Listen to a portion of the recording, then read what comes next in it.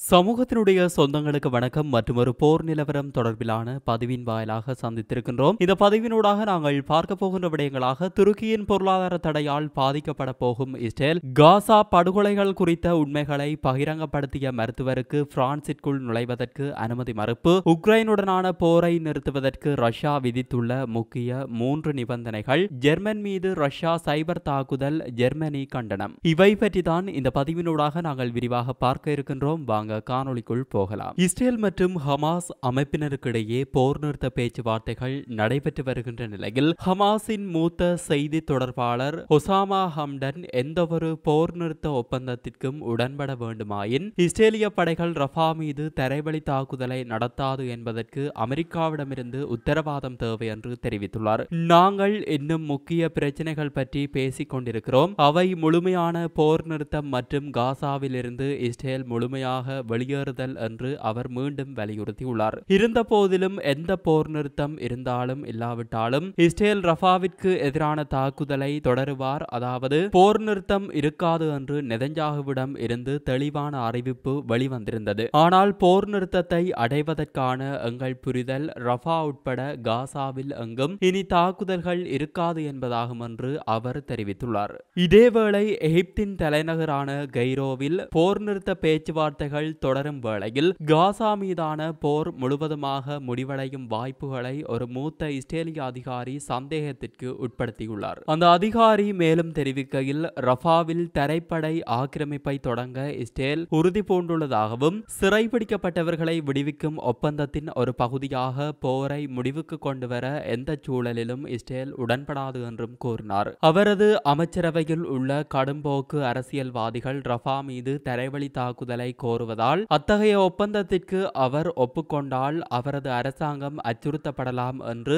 Netanyahu கட்டளையிட்டதாக இஸ்ரேலிய ஊடகங்கள் தெரிவித்துள்ளன. முன்னதாக இஸ்ரேலிய தேசிய பாதுகாப்பு மந்திரி இடாமர் பென்குவிர் நெதன்யாகு ஹமாஸுடனான பொறுப்பற்ற ஒப்பந்தத்தை மறுப்பதில் உறுதியாக இருப்பதாகவும் இஸ்ரேலிய தலைவர் தனது கடமைகளை மீறுவதன் விலையை அறிந்திருப்பதாகவும் கூறினார்.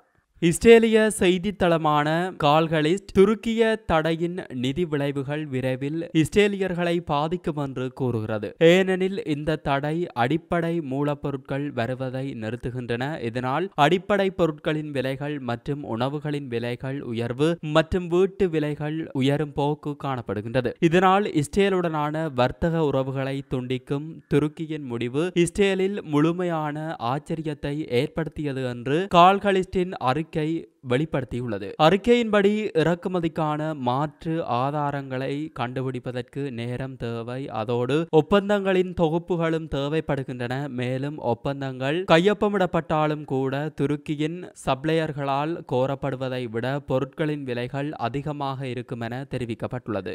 ஹமாஸ் மற்றும் இஸ்ரேலுக்கு இடையிலான போர் நிறுத்த பேச்சுவார்த்தை எட்டப்படாத நிலையில் பணைய கைதிகளை நாட்டிற்கு அழைத்து வருவதற்கான ஒப்பந்தத்திற்கு அழைப்பு விடுத்து பல்லாயிரக்கணக்கான இஸ்ரேலியர்கள் போராட்டத்தில் ஈடுபட்டுள்ளனர். டெல் அவிவில் இந்த போராட்டம் முன்னெடுக்கப்பட்டு வருவதாக சர்வதேச ஊடகங்கள் செய்தி வெளியிட்டுள்ளன. பல்வேறு வாசகங்கள் எழுதப்பட்ட பதாகைகளை ஏந்தியவாறும் போர் புனிதமானது அல்ல என்று கோஷங்களை எழுப்பியவாறும் போராட்டம் முன்னெடுக்கப்பட்டுள்ளது. மேலும் சிலர் பிரதமர் பெஞ்சமின் நெதன்யாகு மோதலை நீடிப்பதை நோக்கமாக கொண்டுள்ளார் எனவும் குற்றம் சுமத்தியுள்ளனர். மத்திய இஸ்ரேல் காசா போரால் பதற்றமான நிலைமை அதிகரித்து வரும் நிலையில் மறுபுறம் உக்ரைன் ரஷ்யா போர் 2 ஆண்டுகளை கடந்தும் நடைபெற்று வருகிறது. இந்த நிலையில் உக்ரைனுக்கு பல மேற்கத்திய நாடுகள் ஆயுதங்களை வழங்கி வருகின்றன. இவ்வாறு அண்மையில் பிரிட்டன் உக்ரைனுக்கு பல ஆயுதங்களை வழங்குவதாக அறிவித்திருந்தது. அந்த ஆயுதங்களை பயன்படுத்தி உக்ரைன் ரஷ்யாவிற்குள் தாக்குதலை நடத்துவதற்கும் இங்கிலாந்து உக்ரைனுக்கு அனுமதி வழங்கியிருந்தது. இந்த நிலையில் பிரிட்டன் வழங்கிய ஆயுதங்களை உக்ரைனுக்கு சென்று சேர விடாமல் தடுக்கின்ற முயற்சியில் ரஷ்யா ஈடுபட்டுள்ளது. அதாவது ரஷ்ய வீரர்கள் உக்ரைனுக்கு செல்லுகின்ற ஆயுதங்களை வழிமறித்து கைப்பற்றி வருகின்றனர். இதேவேளை காசா படுகொலைகள் குறித்த உண்மைகளை பகிரங்கப்படுத்திய பிரிட்டனை சேர்ந்த சத்திர சிகிச்சை நிபுணருக்கு பிரான்சிற்குள் நுழைவதற்கு அந்த நாட்டு அரசாங்கம் அனுமதி மறுத்துள்ளது. லண்டனில் இருந்து பிரான்சின் சார்ல்ஸ் டிகோல் விமான நிலையத்திற்கு சென்ற மருத்துவர் கசான் அபு சிட்டாவிடம் அவர் ஐரோப்பிய நாடுகளுக்கு செல்வதற்கு ஜெர்மனி தடை விதித்துள்ளது என பிரான்ஸ் அதிகாரிகள் தெரிவித்துள்ளனர். கடந்த ஏப்ரலில் மருத்துவர் ஜெர்மனிக்குள் நுழைவதற்கு ஜெர்மனியின் அதிகாரிகள் தடை விதித்திருந்த நிலையில் தற்போது அவருக்கு எதிராக ஒரு வருட தடை விதிக்கப்பட்டுள்ளது என பிரான்ஸ் அதிகாரிகள் குறிப்பிட்டுள்ளனர். ஜெர்மனியின் இந்த நடவடிக்கை காரணமாக மருத்துவர் ஷெங்கன் நாடுகளுக்கு பயணம் செய்ய முடியாத நிலை ஏற்பட்டுள்ளது. நான் பிரான்ஸ் செனட்டில் உரையாற்ற வேண்டும், ஆனால் என்னை பிரான்சிற்குள் நுழைவதற்கு அனுமதிக்கின்றார்கள் இல்லை என மருத்துவர் தெரிவித்துள்ளார். இதற்கிடையில் உக்ரைனின் அமைதி பரிந்துரையை தீவிரமாக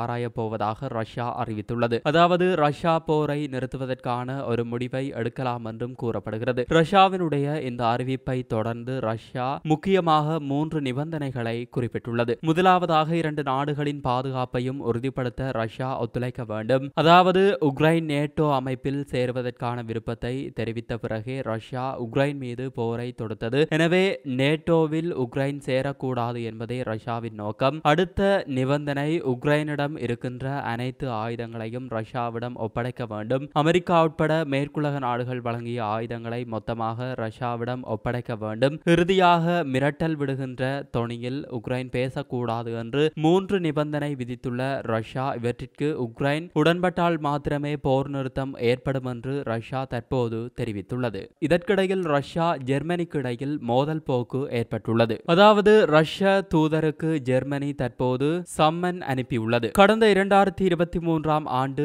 ஜெர்மனி மீது சைபர் தாக்குதல் நடத்தப்பட்டது. இந்த சைபர் தாக்குதலை ரஷ்யாவே நடத்தியதாக ஜெர்மனி குற்றம் சாட்டியுள்ளது. ஜெர்மனியின் மைக்ரோசாஃப்ட் அவுட்லுக் இமெயில் சேவைகளில் ரஷ்யா அத்துமீறல்களை மேற்கொண்டுள்ளது. அது மட்டுமின்றி அரசியல்வாதிகள் மற்றும் பாதுகாப்பு துறைகளிலும் அத்துமீறல்கள் மேற்கொள்ளப்பட்டுள்ளது. இந்த சைபர் தாக்குதலை மேற்கொண்டது APT28 என்ற சைபர் அட்டாக் டீம் என்று ஜெர்மனி கூறுகின்றது. அதாவது இந்த APT28 என்ற சைபர் அட்டாக் டீம் ரஷ்ய ராணுவ புலனாய்வு சேவையின் ஒரு பகுதி என்றும் ஜெர்மனி தெரிவித்துள்ளது. இதனையடுத்து இத்தகைய சைபர் தாக்குதல்களை ஒருபோதும் ஏற்றுக்கொள்ள முடியாது. எனவே இது தொடர்பாக ரஷ்யா உரிய விளக்கங்களை அளிக்க வேண்டும் என்று ஜெர்மனி கடுமையான கண்டனங்களை வெளியிட்டுள்ளது.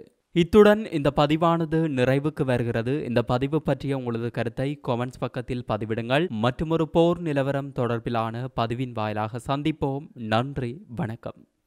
இது போன்ற பல செய்திகளை தெரிந்து கொள்ள நம்முடைய சமூக மீடியா யூடியூப் சேனலை சப்ஸ்கிரைப் செய்து அருகில் உள்ள பெல் பட்டனை கிளிக் செய்யுங்கள். மேலும் செய்திகளை உடனுக்குடன் தெரிந்து கொள்ள சமூகமீடியா.com என்ற இணையதளத்தின் வாயிலாக எங்களுடன் இணைந்திருங்கள்.